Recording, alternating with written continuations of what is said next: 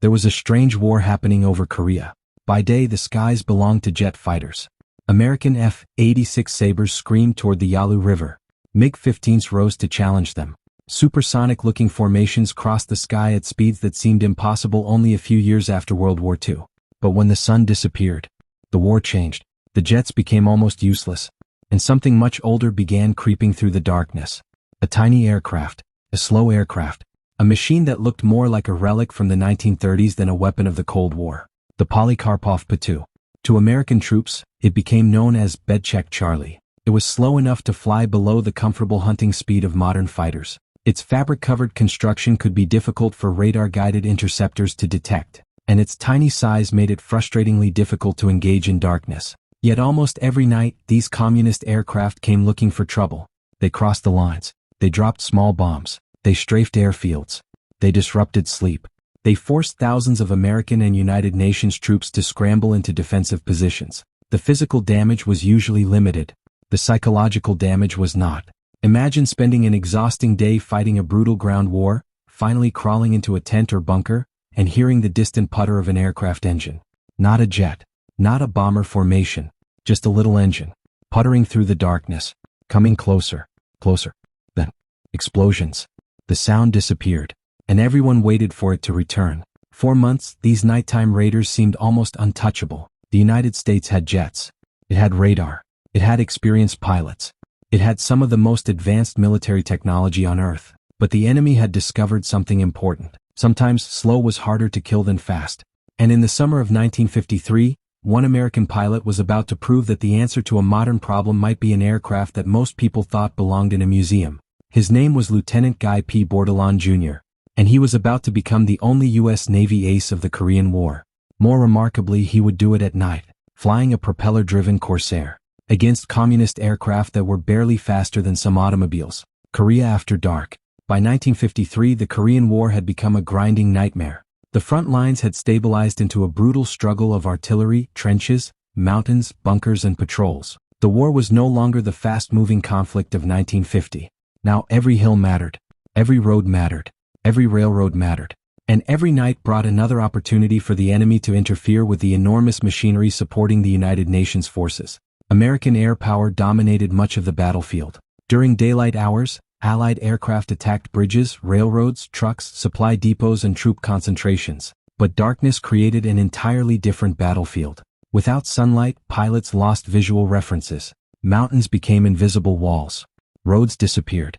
Enemy aircraft became tiny silhouettes against an almost completely black sky.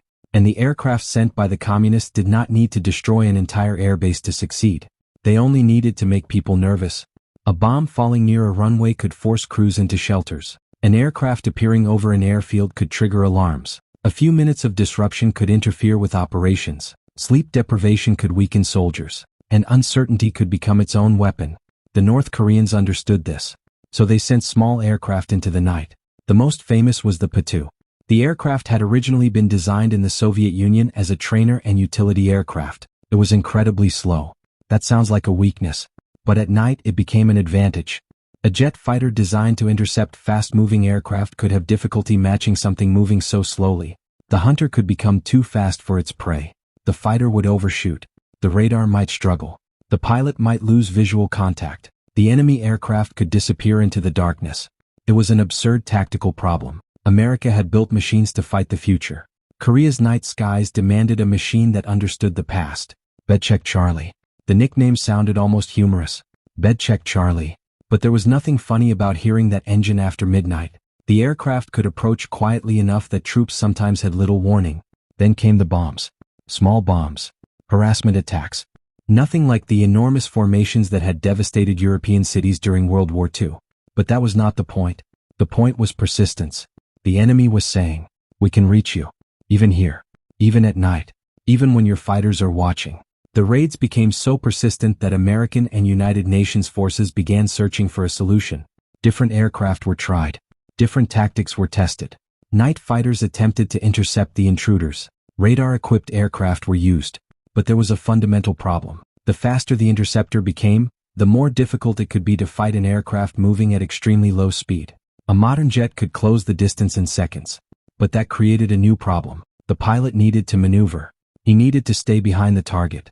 He needed to keep the enemy in his sights. And he needed to avoid hitting the ground. At night, over Korea's mountains, those requirements could become deadly. One American F-94 Starfire famously encountered the difficulty of engaging the tiny aircraft at night so dramatically that the interceptor flew through a plateau, destroying both aircraft. The irony was brutal. The better the fighter performed as a fast aircraft, the worse it could become as a slow-speed hunter. Enter the Corsair. Then someone looked toward an aircraft that had already fought one world war. The F4U Corsair. During World War II, the Corsair had become famous across the Pacific. Its enormous radial engine, its distinctive inverted gull wings, its heavy armament, its rugged construction, its ability to carry bombs and rockets, and its reputation as a deadly fighter. By 1953, however, the Corsair was no longer the symbol of cutting-edge air combat. Jets were the future. The F-86 Sabre represented that future. The MiG-15 represented that future. The Corsair belonged to another generation. But the Navy had developed specialized night-fighting versions. The F4U-5N and F4U-5NL were equipped for operations after dark, and that combination of an old-fashioned propeller-driven aircraft with modern night-fighting equipment turned out to be unexpectedly useful. The Corsair could fly much slower than a jet. It could maneuver tightly. It could remain airborne for long periods, and its pilot could actually match the speed of the enemy. The aircraft was no longer trying to be the fastest thing in the sky. It was trying to be the most patient. That was exactly what the mission required. And one pilot was about to make the Corsair famous all over again. Lieutenant Guy Bordelon. Guy Pierre Bordelon Jr. had received his wings during World War II. But there was an irony in his career. He had trained during the greatest air war in history. And yet he had never gotten the combat experience that many of his generation expected. The war ended before he could become the fighter pilot he imagined himself becoming. Years passed. Then Korea happened. Bordelon found himself flying a Corsair. But he was not chasing MiG-15s across the Yalu. He was performing dangerous night missions. He attacked supply routes. He hunted trucks. He attacked trains. He flew low over mountainous terrain. He operated in darkness while communist anti-aircraft weapons waited below. The mission could be terrifying even when no enemy aircraft appeared. One mistake in altitude could mean a mountain. One mistake in navigation could mean flying directly into enemy defenses. One burst of anti-aircraft fire could tear apart the Corsair. And the lower the aircraft flew, the less time Bordelon had to react. The Corsair was tough. But toughness was not invincibility. Then the mission changed. The U.S. 5th Air Force needed help dealing with the communist night intruders. American jet aircraft had struggled to intercept them.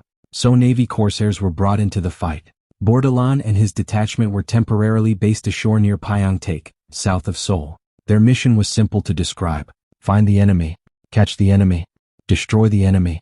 Doing it in darkness was anything but simple. The hunt begins. Late June 1953. The Korean night was dark. Bordelon climbed into his Corsair.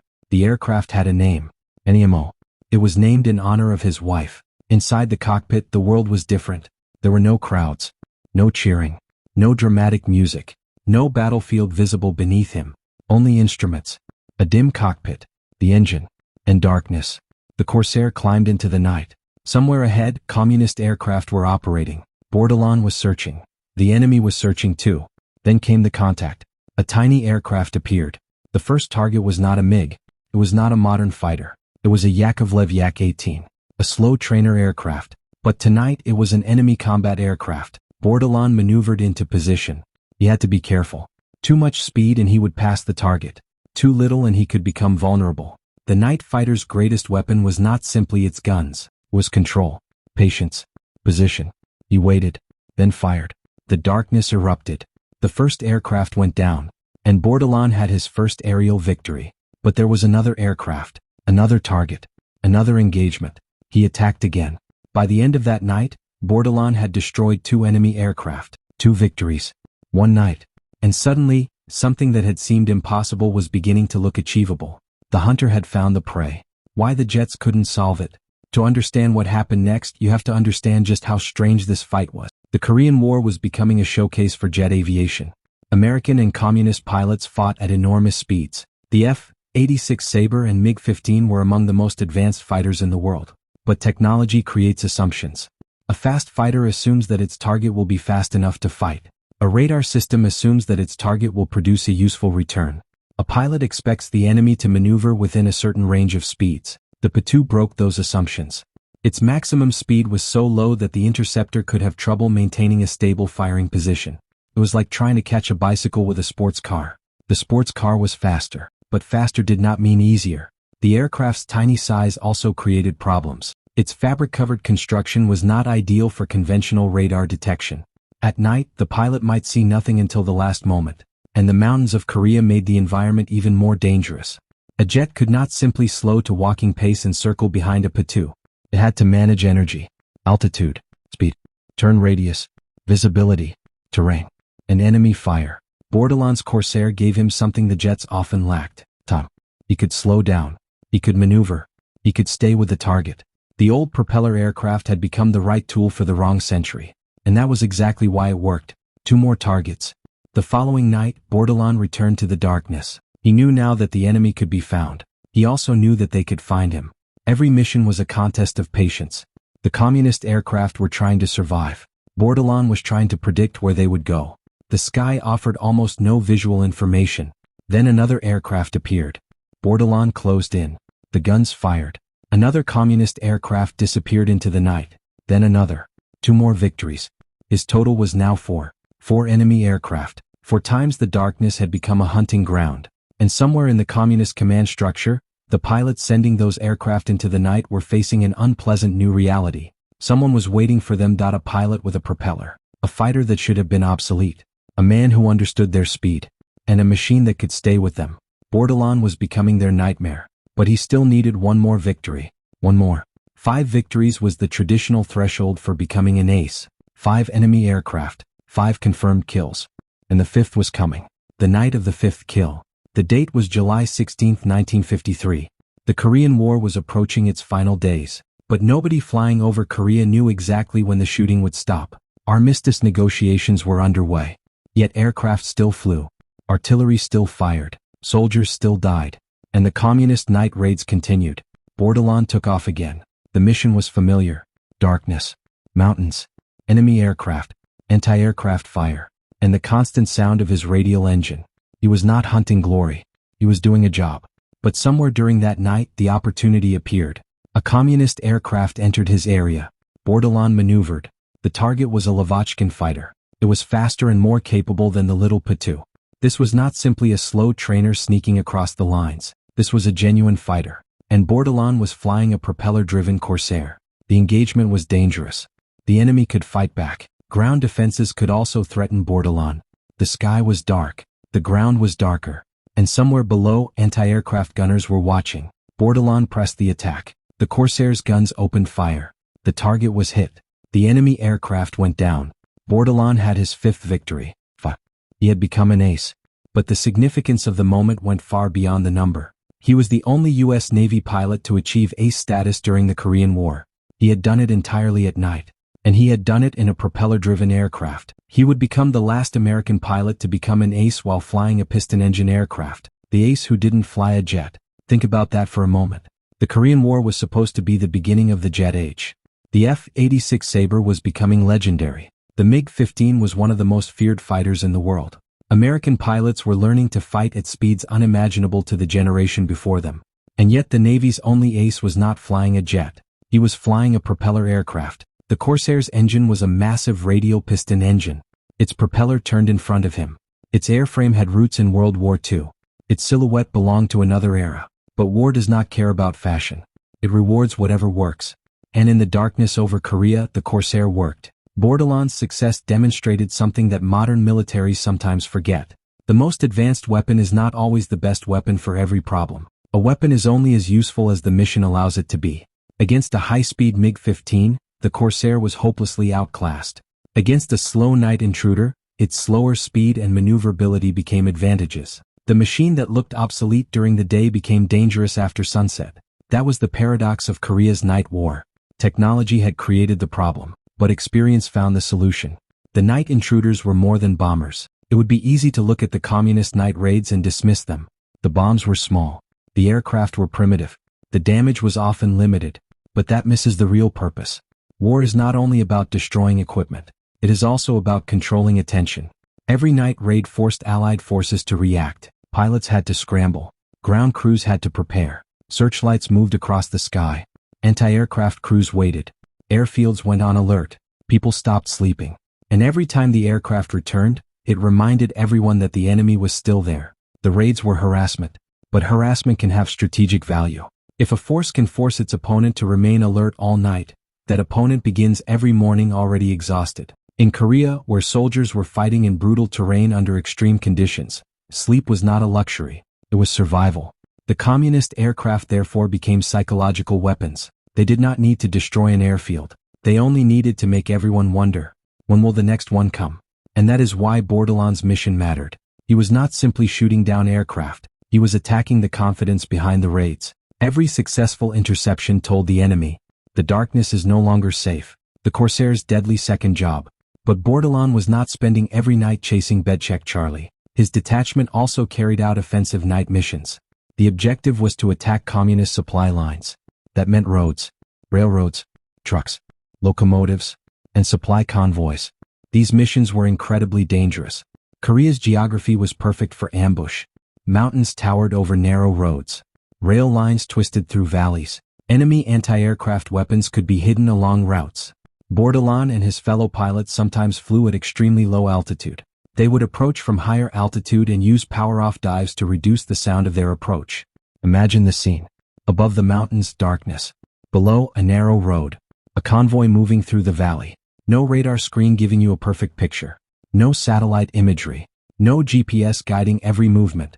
Just instruments, maps, eyesight, and instinct. Then the pilot dives. The engine becomes quieter. The aircraft drops toward the valley. The mountains grow larger. The road appears. The target appears. Then the guns open. And suddenly the entire valley erupts. Tracer rounds rise from the ground. The Corsair pulls away. The pilot climbs. And the darkness closes again. The anti-aircraft trap. There was another reason these missions were terrifying. The enemy knew American aircraft would attack at night, so they prepared. Anti-aircraft guns were positioned along roads and rail lines. Truck convoys could carry machine guns and cannons. Every predictable route became dangerous. Bordelon later described the problem as flying through twisting mountain passes at almost ground-scraping altitude while thousands of anti-aircraft weapons waited along the routes. This was not the glamorous image of a fighter ace. There was no clean horizon. No perfect blue sky. No dramatic dogfight above the clouds. Instead, the enemy could be almost invisible. The pilot could be almost invisible. And the ground could kill you just as easily as the enemy. That is what makes Bordelon's victories so unusual. He was not simply a fighter pilot looking for opponents. He was operating in a three-dimensional trap. Enemy aircraft above. Anti-aircraft fire below. Mountains everywhere. And darkness hiding all of it. The Tupolev incident. Then came one of the strangest encounters of Bordelon's Korean War. One night, he encountered two Tupolev Tu-2 bombers. These were larger and more dangerous aircraft. Bordelon moved into position. He prepared to fire. But something went wrong. An electrical problem prevented his guns from firing. For a fighter pilot, this was a nightmare. You have found the enemy. You are in position. You have the advantage. And your weapons do not work. The obvious response would have been to disengage. But Bordelon did something else. He pushed the Corsair forward. He overtook the enemy aircraft. Then he turned around and switched on his landing lights. He lowered his landing gear and headed directly toward the bombers. Think about how bizarre that must have looked from the enemy cockpit. A Corsair coming straight at you. Landing lights blazing. Gear down. No firing. No attempt to hide. Just coming straight toward you. It was psychological warfare. A game of chicken at night. Bordelon kept coming. The enemy pilots had a choice. Hold their course and risk collision. Or break away. They broke. One aircraft dove. The other climbed. The bombing formation was disrupted. Bordelon had achieved his objective without firing a single shot. His guns had failed. But his nerve had not. When technology failed, that moment reveals something important about aerial combat. Technology is powerful, but technology can fail. Guns can jam. Radios can malfunction. Radar can lose contact. Navigation equipment can stop working. Engines can develop problems. And when the technology fails, the pilot remains. Bordelon understood this. He did not depend entirely on his aircraft. He understood the enemy. He understood psychology. He understood speed. And he understood that sometimes the most effective weapon was simply refusing to retreat. The Tu-2 incident became one of the strangest stories of the Korean Night War. But it also represented something larger. Bordelon was adapting. Every mission taught him something. Every interception made him better. Every enemy aircraft forced him to understand the darkness a little more. And by July 1953, he had become extremely dangerous. The communist night raiders had spent months exploiting the darkness. Now a hunter was learning how they moved, and he was getting better at finding them. NEMO. Bordelon's Corsair carried a personal identity. NEMO. The name came from his wife. That detail matters because combat aircraft can become more than machines. To the enemy it was an aircraft. To the Navy it was a tactical asset. To Bordelon, it was the machine that carried him into the most dangerous hours of the night. He climbed into the same aircraft again and again. The same cockpit. The same controls. The same engine. The same weapons. And eventually, 5 enemy aircraft would be destroyed from that cockpit. The victories were not achieved in different aircraft. They came in the same Corsair. Imagine sitting inside that cockpit after the 5th victory. The guns are silent. The engine is still running. The darkness is still there. And suddenly history has changed. You are an ace. But there is no celebration in the sky. No crowd. No parade. Only the long flight home. Why the Bedcheck Charlies were so hard to kill. The P-2 was almost the perfect example of accidental military usefulness. It was slow. Extremely slow compared with modern fighters. Its construction was relatively simple. Its original purpose was not to dominate the skies. It was a utility and training aircraft. But that simplicity created a strange advantage. Modern radar systems were not designed around the problem of finding a tiny, slow-moving aircraft at low altitude in mountainous terrain. A fast interceptor could close too quickly. A pilot could overshoot. A radar operator could struggle to maintain contact. And if the enemy disappeared behind terrain, the entire interception could collapse. The P-2 was not powerful. It was not fast. It was not sophisticated. But it did not need to be. It only needed to survive long enough to reach the target and escape. And for a time that was enough. This is one of the great lessons of military history. A weapon does not need to be superior in every category. It only needs to exploit the weaknesses of its opponent. The P-2 exploited the darkness. Bordelon exploited the P-2's slowness. That was the battle. The final days of the war. By July 1953, everyone knew the war might be approaching an end. Negotiators were working toward an armistice. But the battlefield remained dangerous. The enemy still attacked. The United Nations still flew missions. And pilots still climbed into aircraft without knowing whether they would return. Bordelon's 5th victory came only days before the armistice. On July 27, 1953, representatives of the United Nations Command and Communist forces signed the Korean Armistice Agreement at Panmunjom. The major fighting stopped. The guns became quieter. Aircraft returned to their bases. And the night raids that had haunted Allied airfields were no longer part of an active war on the same scale. But the story of the Corsair ace had already been written. 5 victories. All at night. All in a propeller-driven aircraft. One pilot had accomplished what many thought impossible. He had become an ace in the age of jets without ever needing a jet. The award. Bordelon's achievements did not go unnoticed. He received the Navy Cross. The award recognized extraordinary heroism. And his reputation grew. Newspapers reported the unusual story. A 31-year-old Navy lieutenant had become an ace by hunting slow communist aircraft at night in a propeller-driven Corsair. It sounded almost like a story from another war. Except it had happened in Korea. Time magazine described how Bordelon had waited years for the opportunity to fight enemy aircraft and finally found it during the nighttime battle against the Bedcheck Charlies. The story captured the strange irony. The jet age was transforming aerial warfare. Yet a World War II-era aircraft had become one of the most effective answers to a very specific Korean problem. The man behind the legend. There is a temptation to turn a fighter ace into a superhero. To imagine that he never felt fear. That he always knew exactly what to do. That every mission was effortless. The reality is different. A night fighter pilot was operating under extreme uncertainty. He could not see everything. He could not predict everything. And he could not control everything. Bordelon himself later recalled the night fighter experience in detail. He described missions where pilots flew low through mountain passes. He described enemy anti-aircraft fire. He described attacking rail lines and roads. He described the difficult conditions that made night operations so dangerous. The victories were only one part of the story. The larger story was persistence. Night after night, mission after mission, flying into an environment where one mistake could be fatal. That is what makes the 5 victories meaningful. Not because 5 is a magical number, but because reaching 5 meant surviving long enough to earn it. The last prop-driven ace. There is another reason Bordelon's story has survived. He was not simply the only Navy ace of Korea. He was the last American pilot to become an ace while flying a piston-engine aircraft. That distinction places him at a crossroads in aviation history. Behind him was World War II. Ahead of him was the jet age. The propeller and the jet. The old world and the new. And in Korea those two worlds collided. The F4U Corsair had been designed during World War II. The F-86 Sabre belonged to the future. Yet both were fighting in the same war. One was fighting high-speed jet combat. The other was hunting slow aircraft in darkness. The lesson was not that old technology was better. It was that the right technology depends on the problem. A jet fighter could dominate a MiG engagement. But when the enemy was crawling through the night at extremely low speed, a propeller-driven Corsair could become the better hunter. That is why Bordelon's story remains so unusual. He did not become an ace despite flying the Corsair. In the environment he was fighting in, the Corsair was exactly what he needed. The psychological war. There is another part of the story that deserves attention. The night war was psychological. The communist aircraft were trying to create uncertainty. The Americans were trying to eliminate it. Every time an aircraft entered the sky, troops wondered where it was going. Every engine sound created tension. Every explosion confirmed the threat.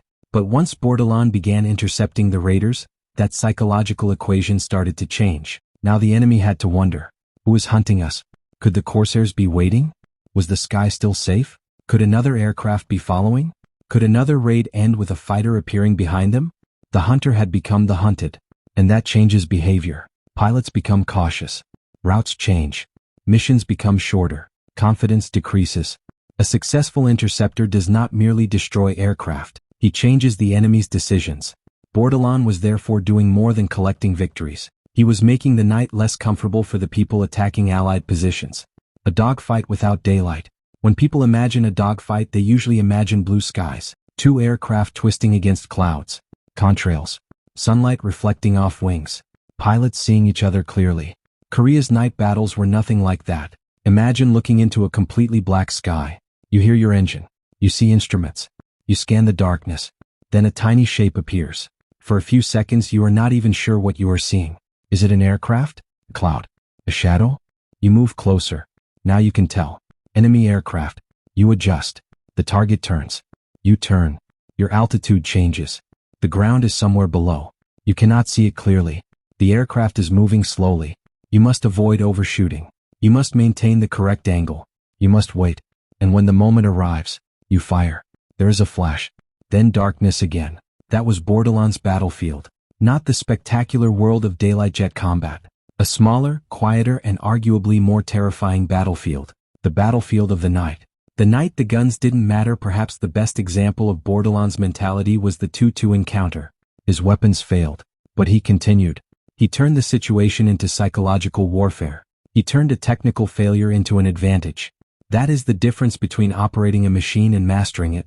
A lesser pilot might have abandoned the interception. Bordelon improvised. His landing lights became weapons.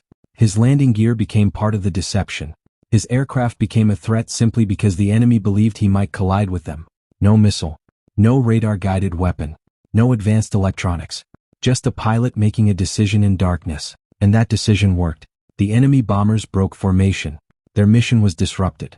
The guns never fired. That moment is almost a perfect metaphor for the Korean Night War. The side with the most technology did not always win. The side that understood the situation better often did. What made Bordelon different? Skill mattered. Experience mattered. But so did temperament. Night fighting demands patience. You cannot rush the darkness. You cannot force an aircraft to appear. You have to wait. You have to interpret tiny clues. You have to trust your instruments. And when the opportunity appears, you have to act instantly. Bordelon possessed that combination. He could be aggressive when necessary, but he could also wait. He understood that a slow target required a different approach. He understood that speed could become a liability, and he understood that fear could be used against the enemy. That combination made him extraordinarily effective. His success was not an accident. It was the result of matching a skilled pilot with an aircraft that happened to be perfectly suited for the mission. And the enemy had given him exactly the kind of target he could hunt. The myth of the obsolete weapon. Military history is full of weapons that were declared obsolete. Sometimes they truly were. But occasionally an obsolete weapon finds a new purpose. The Corsair was one of those weapons. By 1953, it was no longer the king of air-to-air combat, but it remained a powerful attack aircraft. And in the night interceptor role, it had unique advantages. The aircraft could fly slowly. It could maneuver. It had heavy guns. It had endurance. And it was rugged. Against the right enemy, those characteristics mattered more than raw speed. That is why the story of Bordelon is not really about a propeller aircraft defeating the jet age. It is about something more subtle. The jet age did not make the Corsair useless. It simply changed what the Corsair was good at. And in Korea's darkness, that difference became deadly. The five victories. The first two came on June 29th, 2 Yak-18s. Then 2 more enemy aircraft followed. And finally, the 5th victory came in the early morning hours of July 17th. The exact historical records describe Bordelon's victims through the official classification systems of the time, including Yak-18s and Lavochkin fighters. The important point is that his 5 victories came within a remarkably short period. From late June to mid-July 1953. Less than 3 weeks. 5 enemy aircraft. All at night. All from the same Corsair. The numbers tell a story. But the dates tell an even better one. Bordelon did not spend months slowly accumulating victories. Once he was given the night interception mission, he adapted quickly. The enemy had been flying into darkness expecting safety. Instead, they encountered a pilot who understood exactly how to hunt them. The final flight home. Eventually, every mission ended the same way. The Corsair turned toward home. The engine continued to roar. The pilot descended. The runway appeared. Landing lights came into view. The aircraft touched down. And the night fighter returned to the ground.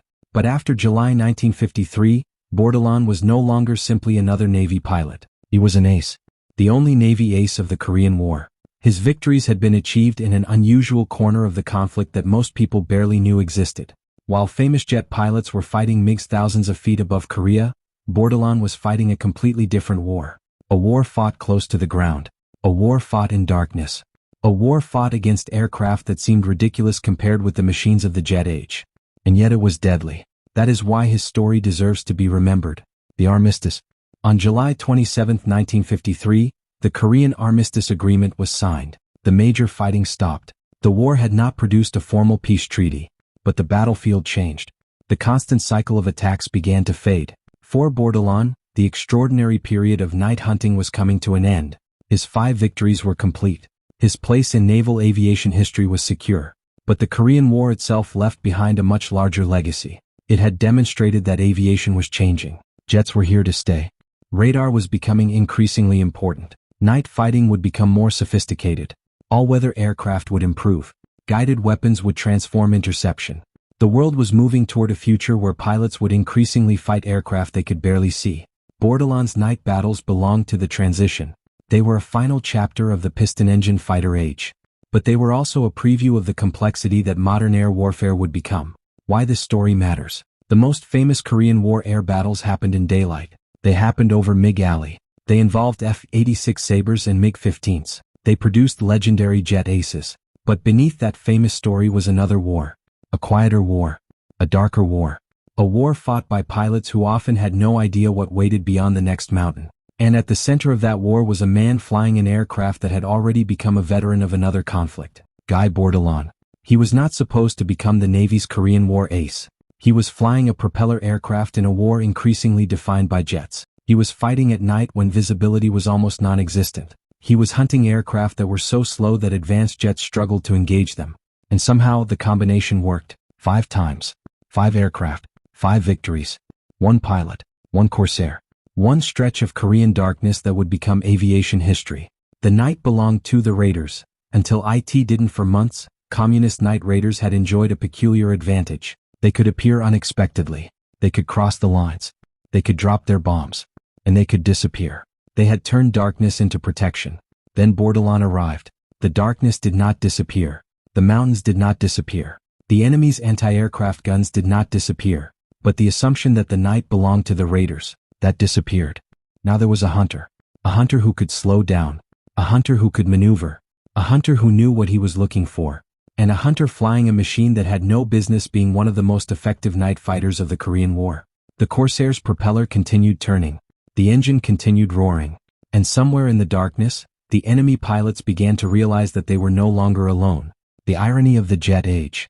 History loves technological progress. Newer, faster, higher, more powerful.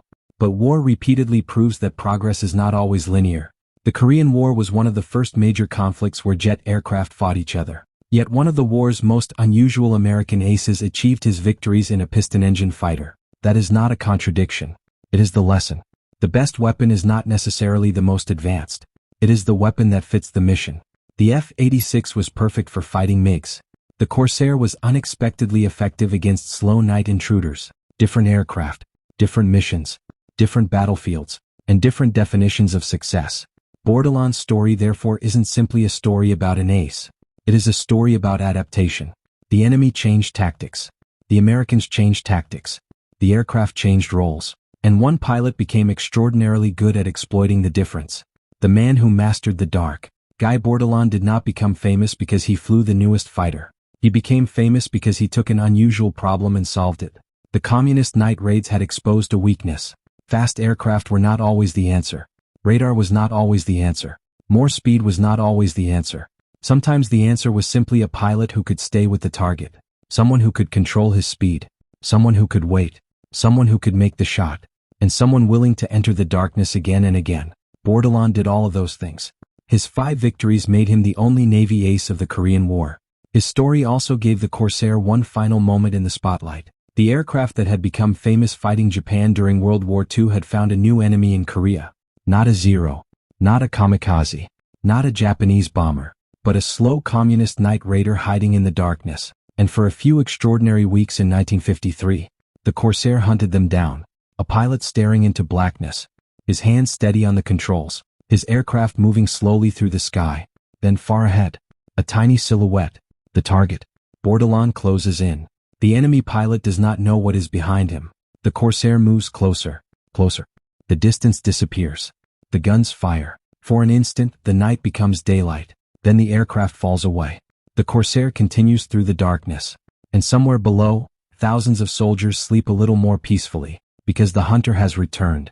That was the Korean Night War. Not glamorous. Not always remembered. But real. And incredibly dangerous. The legacy of Lucky Pierre. Bordelon became known by the nickname Lucky Pierre. But luck alone does not explain 5 victories. Luck might put you in the right place. It cannot make you stay there. It cannot teach you how to maneuver. It cannot make you recognize a target. It cannot keep you calm while anti-aircraft fire rises from the ground. And it cannot make you turn toward 2 enemy bombers when your guns have stopped working. That required skill. That required nerve. And that required experience. Bordelon had all 3. His nickname may have suggested luck. His record suggested something else. Preparation, adaptation, persistence, and courage. After Korea, the Korean War eventually became part of a larger Cold War confrontation. The armistice did not erase the divisions on the Korean peninsula. The border remained. The tension remained. And the aircraft of the future became increasingly sophisticated. But Bordelon's particular moment in aviation history could not be repeated. The age of the piston-engine fighter was ending. Jets would dominate. Radar would improve. Missiles would replace miniguns as the primary air-to-air weapon. Night vision and advanced sensors would eventually allow pilots to see in conditions that would have seemed impossible in 1953. Yet the basic lesson would remain. When the environment changes, the pilot must change with it. Bordelon did. That is why his story survives. A different kind of ace. There were many ways to become an ace in the Korean War. Bordelon's way was perhaps the strangest. He did not become famous by chasing MiGs over the Yalu. He did not become famous by leading massive formations.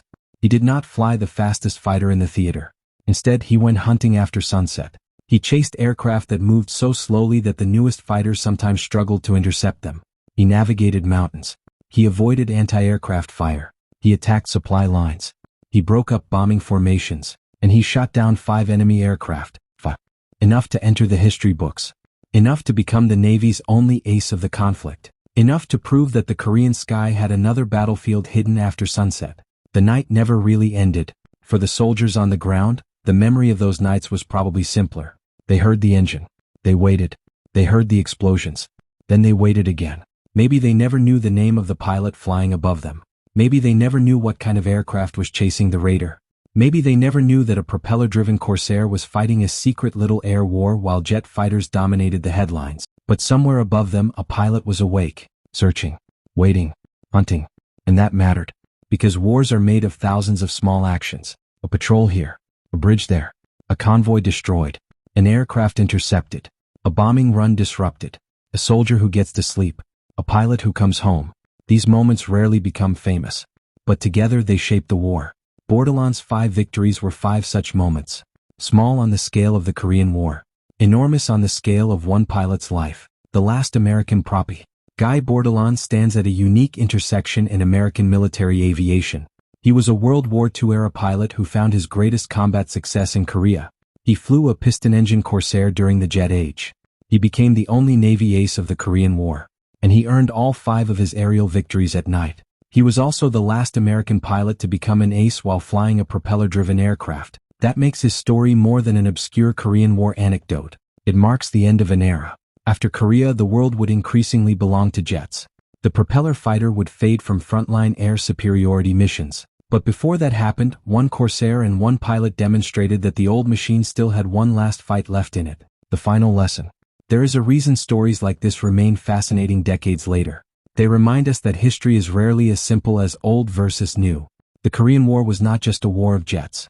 It was not just a war of MiGs and Sabres. It was a war of helicopters, propeller aircraft, bombers, transports, attack aircraft, reconnaissance planes and night fighters. It was a war where technology collided with geography, where speed collided with maneuverability, where radar collided with darkness, and where an aircraft designed for one generation found an unexpected purpose in another. Guy Bordelon understood that. He did not need the fastest airplane. He needed the right airplane. And he needed to know how to use it. That combination made him deadly. 5 times. The night belonged to him. By the summer of 1953, the Korean sky had become a battlefield unlike any other.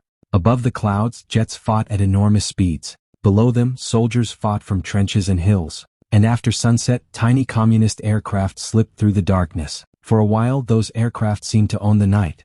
They had found a weakness. They had learned how to exploit it. Then Guy Bordelon climbed into his Corsair. He did not make the darkness disappear.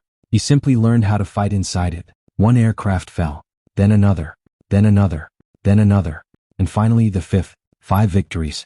One pilot, one propeller-driven fighter, all at night. The Korean War would end days later, but the image remained. A Corsair flying through the darkness, searching for an enemy that believed darkness was protection. And somewhere inside that cockpit, a pilot who had waited years for his chance was finally getting it. His name was Guy Bordelon, the Navy's only ace of the Korean War. The last American propeller-driven ace, and the man who proved that sometimes, the aircraft everyone thinks is obsolete is exactly the aircraft you need. The sky after the guns. When the guns finally went silent in July 1953, the Korean peninsula was still divided. The mountains were still there. The valleys were still there. The airfields were still there. And the memory of the night raids remained. But the war had changed aviation forever. The jet age had arrived. The future would bring faster aircraft, better radar, infrared sensors, guided missiles and increasingly sophisticated night fighting system. The tiny Bedcheck Charlies would eventually become part of aviation history. But in 1953 they had been a real threat. And for a few weeks they had met a pilot who understood them better than anyone else. Guy Bordelon did not defeat the night. He mastered it. And that is why, decades later, his story still sounds almost impossible. A propeller-driven Corsair. A handful of enemy aircraft. 5 victories. And one final ace standing at the edge of the jet age. The war was ending. The future was arriving. But before the jets completely took over the sky, one old Corsair had one last chapter to write. And it was written in the darkness. The night belonged to the raiders. Until it belonged to him.